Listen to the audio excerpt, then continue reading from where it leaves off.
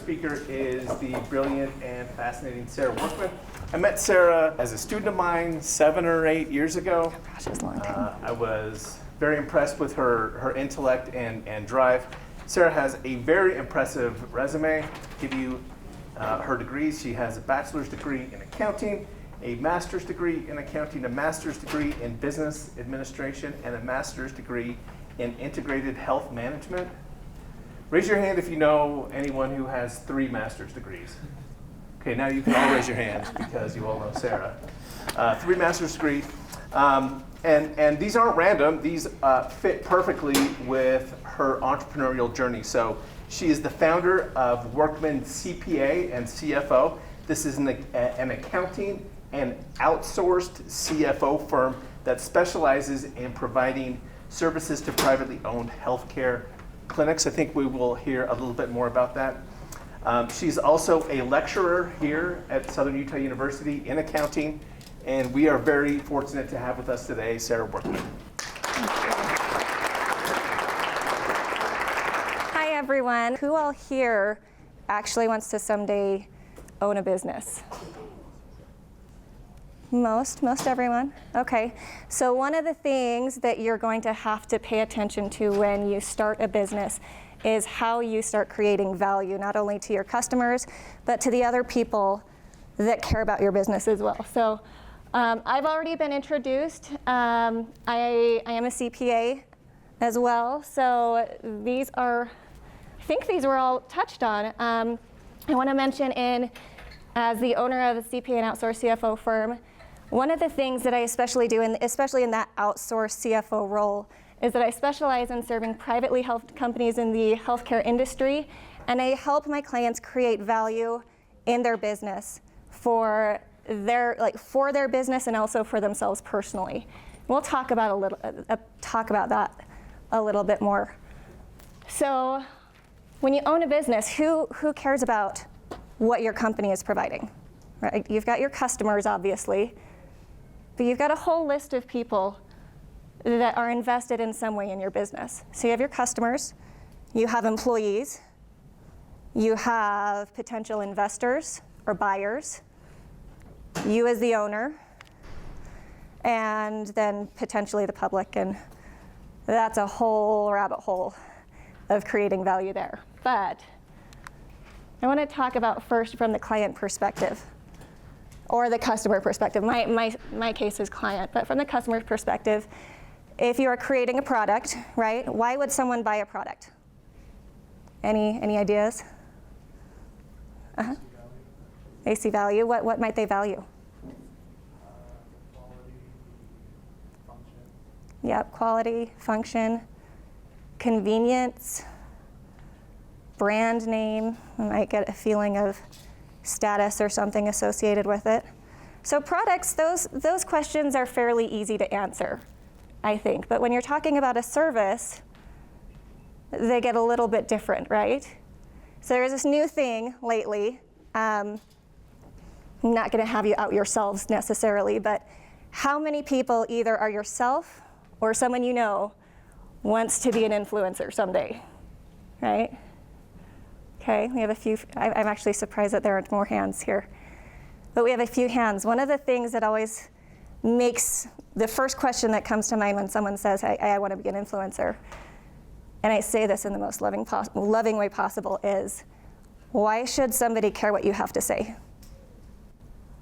Right? You've got a lot of people out there talking, a lot of people out there with either experience or ideas, something to say.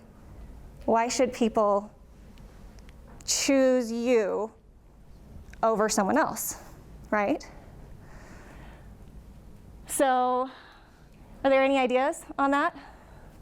Go ahead. We'll get something valuable, like let's say, like you mastered a certain subject. Why wouldn't they want to listen to you? That's great. Yeah, so you have experience, you have significant education, maybe credentials, something that makes you clearly qualified and able to demonstrate your ability to speak pretty thoroughly on a topic, right? So it used to be, I'm going to say back in the day, right? It used to be that in order to gain any sort of following, that you had to be able to demonstrate that before you gained an audience. You weren't invited onto talk shows. You normally, I mean, if you wrote a book, it's because you did the research, right? Nowadays, social media has come around and everyone has a platform, which in many ways is really great, but the downside potentially of that is that anyone can really say anything for the most part. So now you have to determine, A, how are you going to kind of outshine the various other people that have created their platform that may or may not be as qualified as they say. The other thing is you have to also figure out how to differentiate between those people for yourself. Okay? So how many of you have heard the term sophisticated investor or unsophisticated investor? Anybody heard that? Okay, not very many. So a sophisticated investor is somebody who has experience investing, right? They're a decent amount of experience, right? They kind of know how to tell a good investment from a bad investment. And there are some opportunities that are kind of exclusively offered to sophisticated investors. On the other side, you have unsophisticated investors. These are people who are just really out investing, maybe not necessarily knowing what they're doing, right? These are consumers also, right? You have consumers that are sophisticated and unsophisticated. If you're wanting to be an influencer or serve in a service industry, you really want to get and attract the sophisticated investors or the sophisticated consumers, right? You want the people that know that you provide value, and you need to be able to show them that you do, right? Okay, the other side of that is if you're attracting unsophisticated investors, as a CPA, business owner, an unsophisticated investor to me is someone that is just kind of browsing. They've never really done it before. They don't really know what they're looking for. They're the person that wants the lowest price point. And that's not necessarily who you want to target as a business owner. You don't want the sophisticated investors. You don't want the unsophisticated consumers. You want the people who know what value they're looking for and that can see it when you have it to offer, right? Same thing, it's kind of a similar concept to inbound and outbound sales. Who's worked a sales job? Okay, yeah. Who has done door-to-door knocking? Yeah, how many people did you convert in your door-to-door sales? A lot? Or did you knock on a lot of doors that kind of said, sorry, no thanks? Yeah, normally outbound sales, that concept, doesn't have the highest conversion percentage. You're not going to get as many sales off of that. Whereas if you're attracting people that are looking for what you have to offer, you've demonstrated the value that you can provide in your business, you have people coming to you. And they're already interested, and now it's really kind of your sale to lose. Okay, so how do you demonstrate your value to that client? Okay, you want to make sure that you're building your product, building your service, building your advertising and your interactions in a way that can show that value that you have. Okay, employees. Employees care about your business, right? If your business tanks, they're out of a job. But there are a lot of jobs out there. So what is it that your company has to offer that can retain an employee? Because it's not just about salary anymore. There's a whole slew of things that people want in their employment, right? They want job security, they want growth potential, they want good retirement benefits, insurance, work-life balance. I can tell you in the accounting industry, this is not necessarily great as a rule. I think there's a lot of shifting that is going to be happening. Because traditionally speaking, a CPA firm, if you work for salary, you work maybe 40 hours for 8 months out of the year, and then 50 and 60 hours during tax season, leading up to the deadlines, about 4 months, leading up to various deadlines. And for most companies, your money doesn't necessarily go up. right? So that salary concept, this is actually why, I saw some white eyes over here.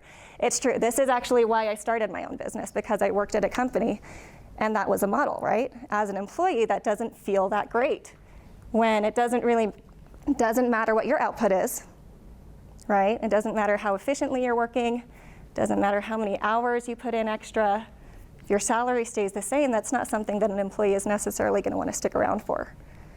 So making sure that you design your business in a way that can attract and retain top talent, right? So in my company, what I do as my CPA firm, traditional model is everybody bills for hours, right? So depending on your qualifications and your particular job title, the role that you play, the client is billed a particular dollar amount per hour.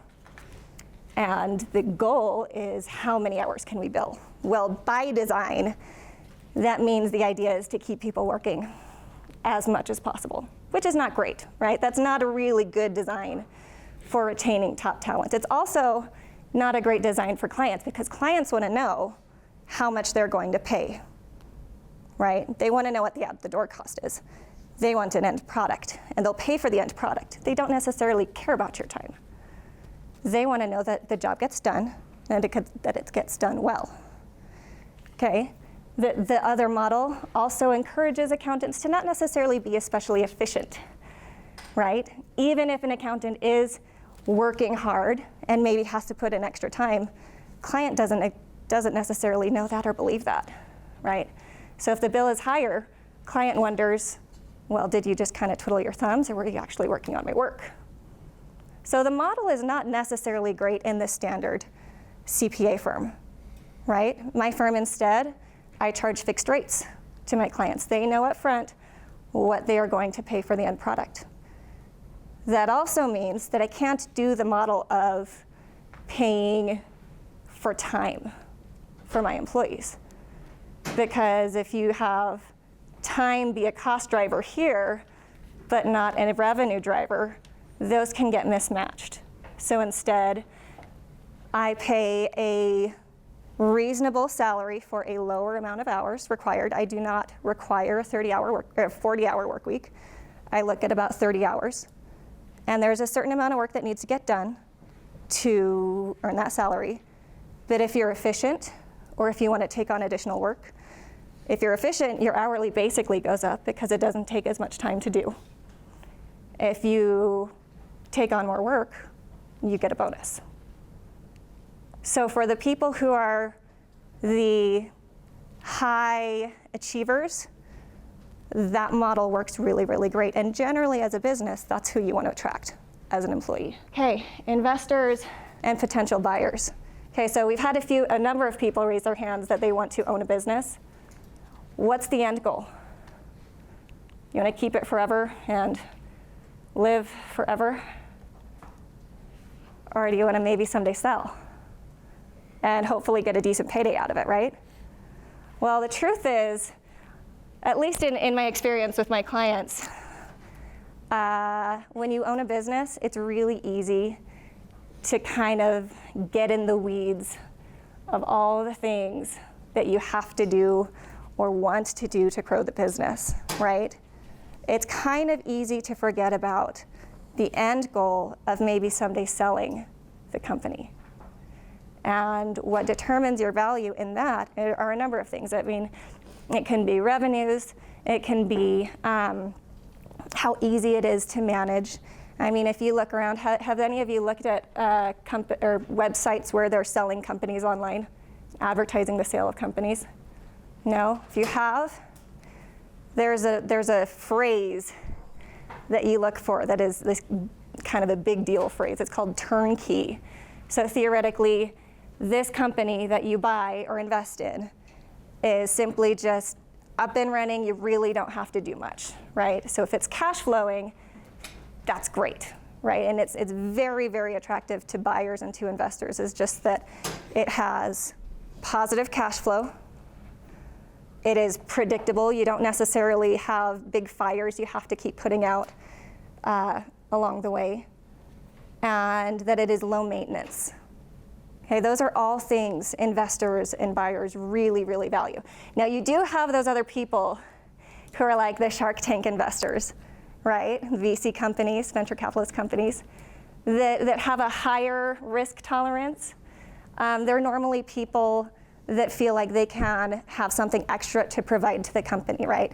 That if they get involved, they can really turn the company around. They can boost the value of the company, basically flip it, and then sell, right? So you have those. But the truth is, if you look around like Cedar City, the companies that you see in Cedar City are owned by people wanting to provide for their families. And they're probably going to turn around and sell to people who also want to provide for their families. It's not necessarily the I'm coming in, I'm going to flip it, and everything's going to be, and then turn around and sell it in a handful of years. Okay, so the positive cash flow, predictability, and low maintenance thing are the main things that you can pretty much guarantee an investor or buyer wants. The upside potential is something that is for the extra adventurous. And you can also kind of equate that to the real estate market, right? How many people do you know who have bought a house? Yeah? How many of them kept it long term, right? How many of you personally know someone who is a house flipper? They go in, yeah, we have a few.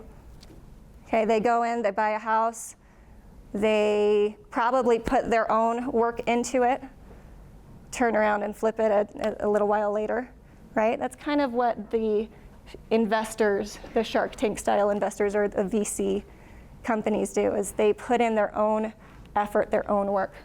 A lot of people, if I were given the opportunity to get a guaranteed $20,000 a year, assuming that was a decent return, with very, very low headache, versus I might get 40, I would take the guaranteed 20, right? Because it's the easy money, right? The safe investment. There are other people who would go otherwise, but I think a lot of people would go for that easy thing. So when you're building your company, those are things that you want to keep in mind. The positive cash flow, right? The predictability, that it's low maintenance. These are all things that you can do within your company. This is something that I help my clients with, right? So turns out owners kind of want the same thing, right? They want to be able to provide for their families with their cash flow. They want it to be low stress, ideally, right? When you're thinking about the dream, what's the dream? You're making enough money, you don't have a lot of stress, not a lot of headaches, and then eventually the company sells and you make a lot of money, right? That's kind of the dream. I don't know, that's my dream. Anybody else share the dream? Okay. So with my clients, what I do is I pay attention to each of these things. These are the things that I emphasize with them. Right? Positive cash flow, that's kind of something that's a kind of a no-brainer as a outsourced CFO or even as a business owner, right? You need the money to keep coming in. So that means keeping track of revenue cycle, okay? Making sure the money is actually coming in. Making sure that your expenses are predictable and that they're timed kind of in a way that coincides with the revenues. Again, predictability. So just as an example, even as a professor, right? When I'm teaching a class, if I keep getting the same questions over and over, I know that maybe I need to change something in the way I'm lecturing, right?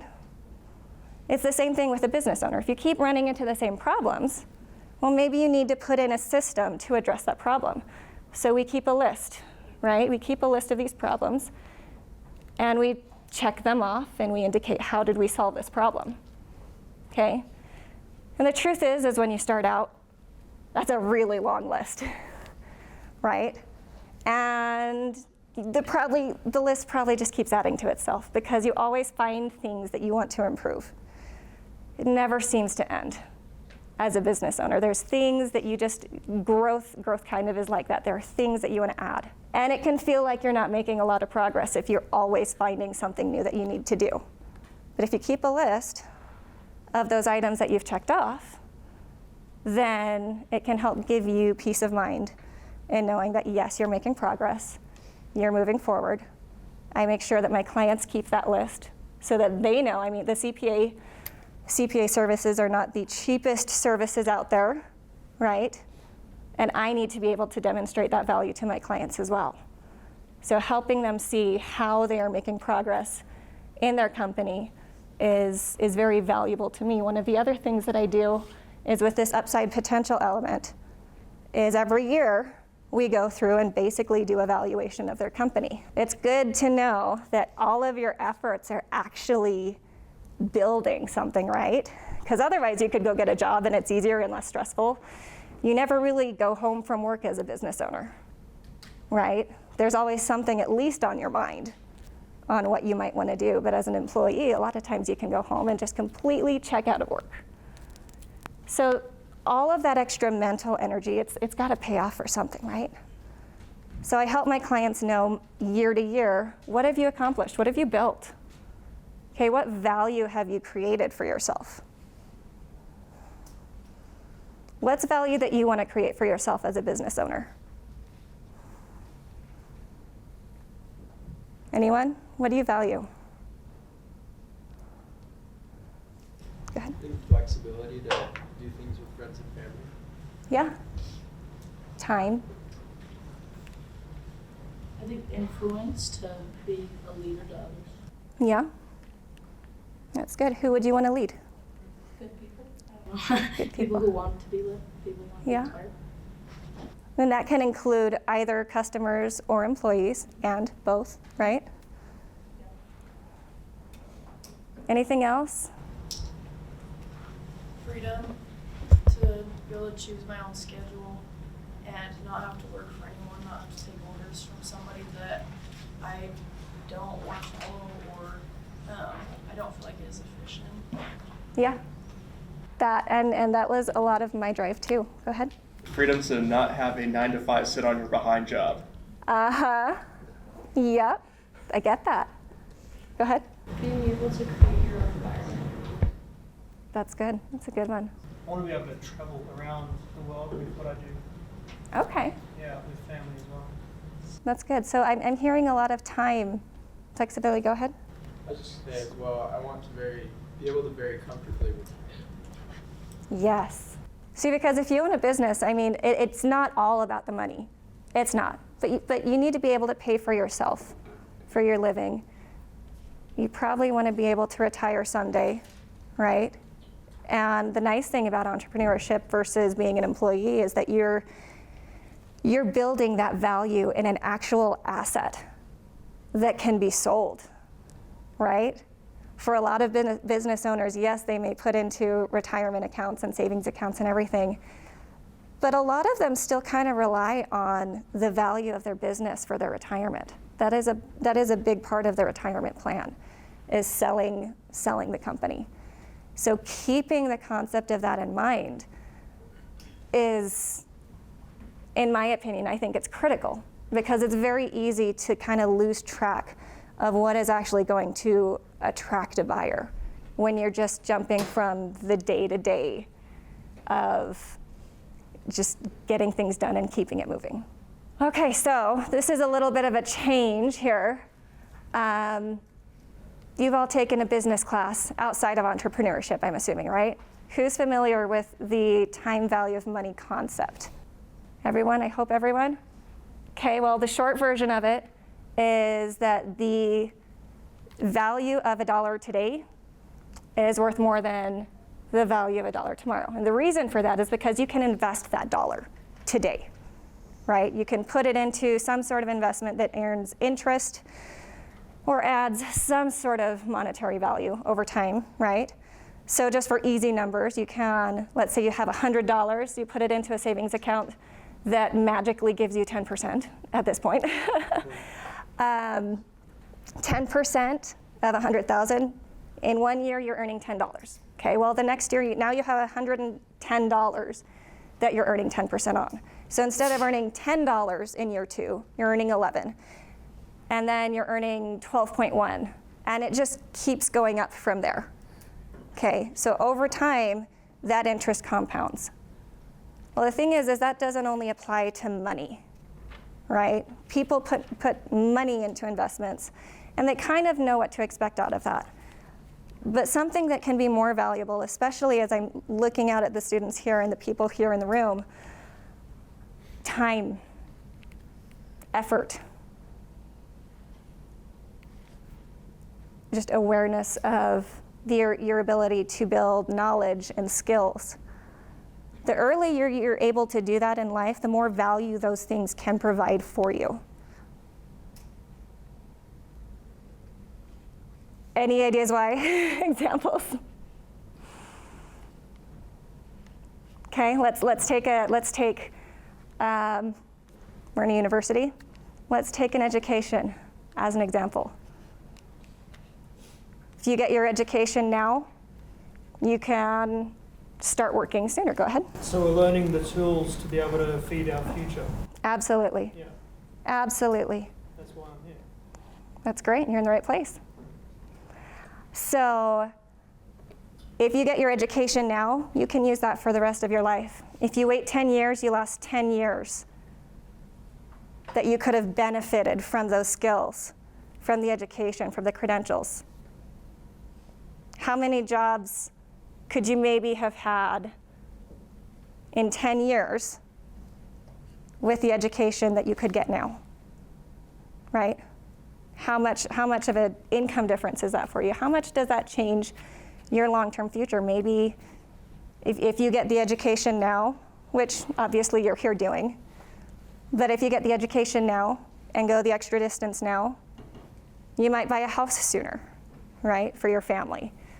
You might be able to get that job that gives you a little more flexibility sooner and spend time with your family, right? It's not necessarily about money only, right? It's about the lifestyle that everybody wants to build. Okay, so let's flip the conversation a little bit. We've talked about everything in terms of owning the business. But you, as an individual, are each of these roles, right? You're a consumer, probably an employee. If not currently, you probably will someday, will be someday, at least for a little bit. Okay, an investor, you can say either investing your money into true investments or an investor of your time as a consumer. And you're an owner, not just of a business someday, but of your life and everything that you want to build for yourselves. So how can you create value for yourself in each of these roles? What do you have that you can put towards each of these roles? So you have time, effort, obviously money's up there, attention. Okay, so as a consumer, and I put client and investor in there because I think they all kind of lump together here in this particular context. What are things that you consume? Food, okay. Entertainment, good. Media, good. Very good. Okay, so let's talk about media a little bit. So I am going to be the first to admit there are times where your brain just needs to shut off, right? And maybe you find yourself scrolling something mindlessly, right? What do people scroll nowadays? What do people scroll? TikTok? Okay. Instagram? I'm old, I scroll Facebook sometimes. Anything else? Pinterest, good. So I encourage you, this is a little challenge. I scroll Facebook now and then. But what I do instead, most of the time, I scroll Indeed. Do you guys know what Indeed is? It's the job post board, right? Why would someone with a job and a business, probably way too much stuff I have to do, why in the world would someone go scrolling Indeed? Any ideas? Benchmarking is fantastic. That is absolutely one of them. Yeah. It would just be like keeping your finger on the pulse to see what the wave is, what's trending, what's not trending. Absolutely. Yeah. Absolutely. What are some of the things that you can benefit if you don't have your business or a job? Maybe general awareness of opportunities out there. You know, there was actually a study, it comes to mind. There was a study, and I don't remember who did it or when. It was a long time ago. But they brought a bunch of people into a room, and they gave everybody a newspaper, and they told half of them, okay, well, everybody's reading the newspaper for 10 minutes, but they told half of them, okay, if you find an offer for compensation, stop reading, bring me the newspaper, and you'll get paid. The people who were told to look for it found it and generally got paid. Now, I can't tell you percentages, I don't remember any of that.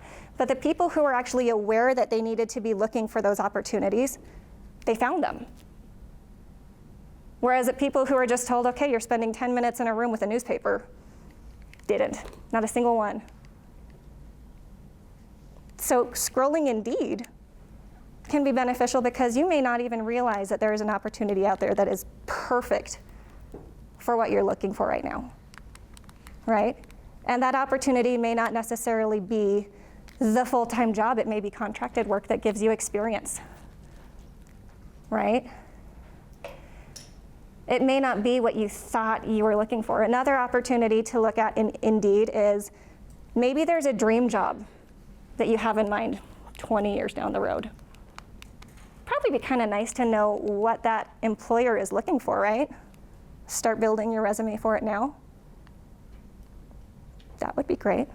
So what are things that you can maybe do in your life to add value for yourself now? That's a nice little change that could maybe add to it. As an employee, I know most of you already said you want to own a business, but most of the time you start out with a job, right? What are things that you can do to use your time as an employee in a way that creates value for you? Expand your social network. That's great. Yeah? What else? Oh, go ahead. You like observe what your bosses do. Mm-hmm. And that can be both good or bad, Yeah. right? There are some what not to do lessons out there to be learned. Anyone else? Go ahead. We had one speaker say to treat every job like you are the owner, so basically take responsibility. Absolutely. Absolutely. If your idea is that you want to someday own a business, it's really great if you can kind of practice with your role.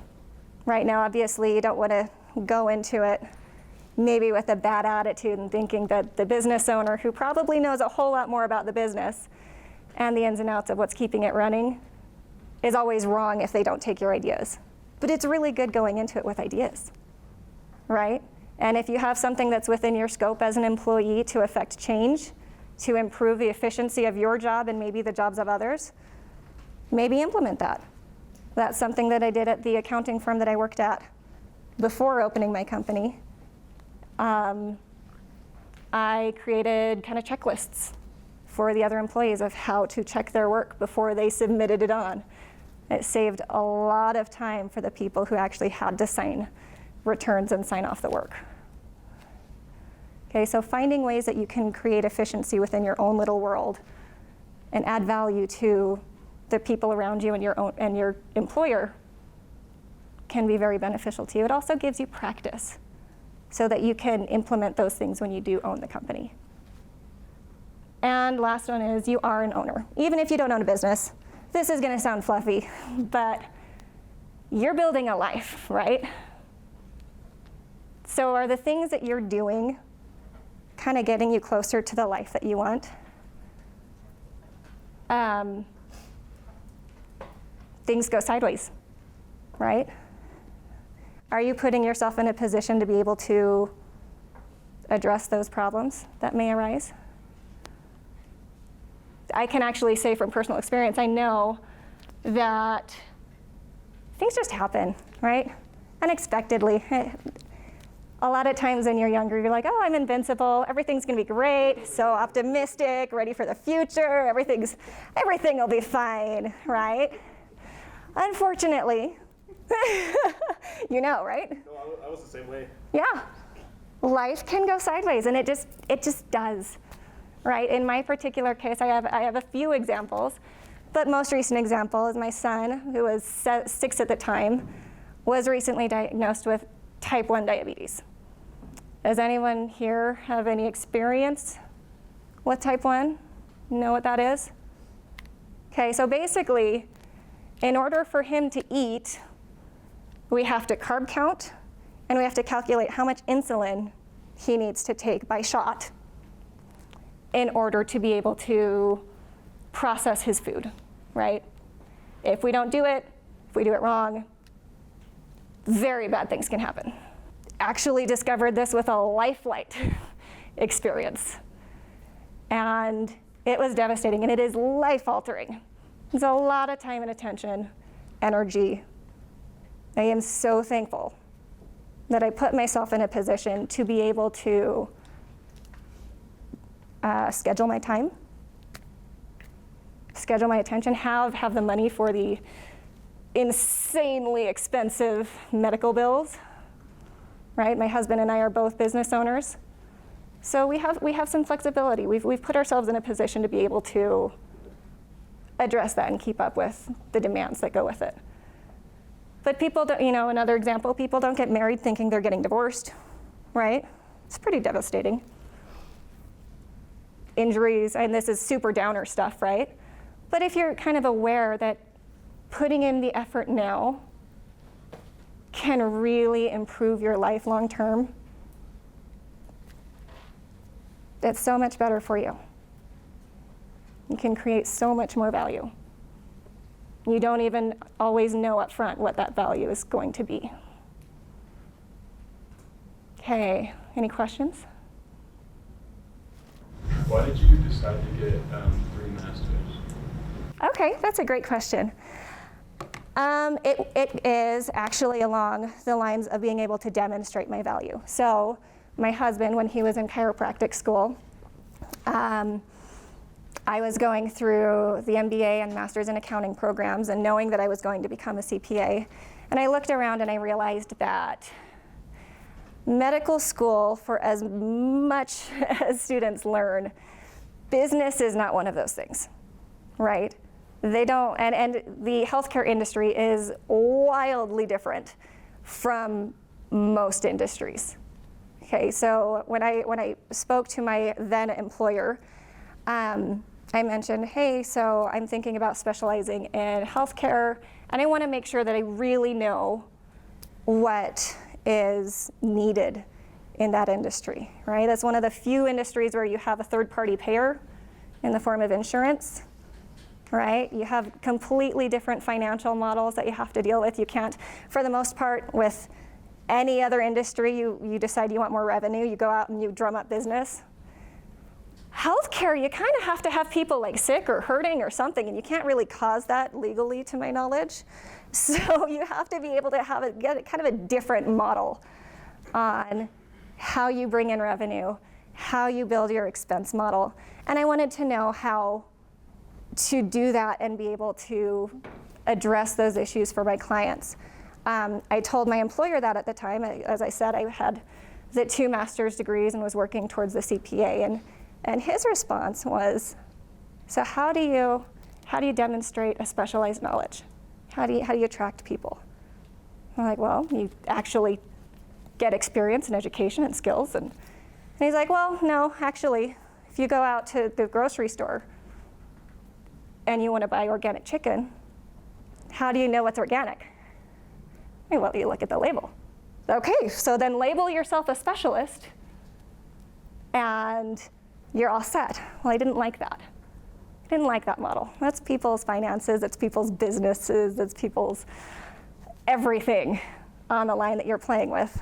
And the truth is, a lot of professional services, they want to target the healthcare clients because theoretically, it's the big fish or whatever.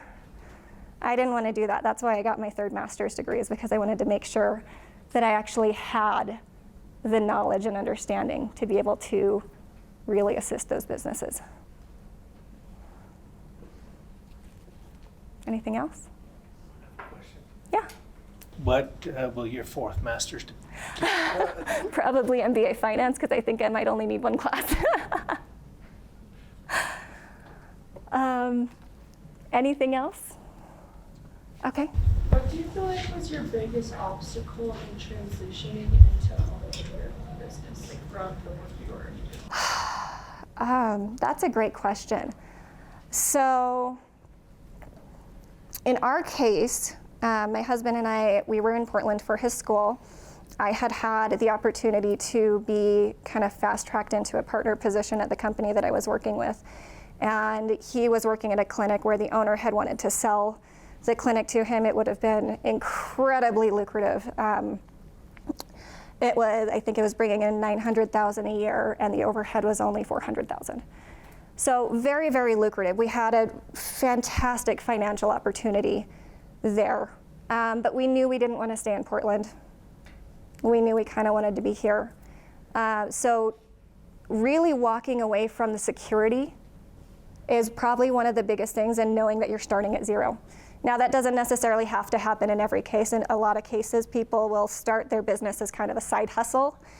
But in our case, yeah, we had a brand newborn baby, and we moved to small town Cedar City, and none of us had any income, really.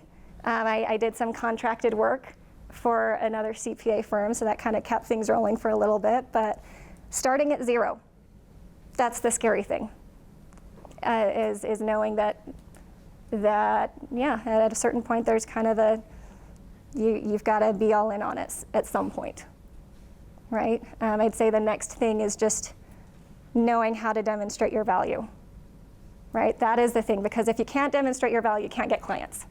You can't get customers. Is that a question over there? No? Okay. Anyone else? Go ahead.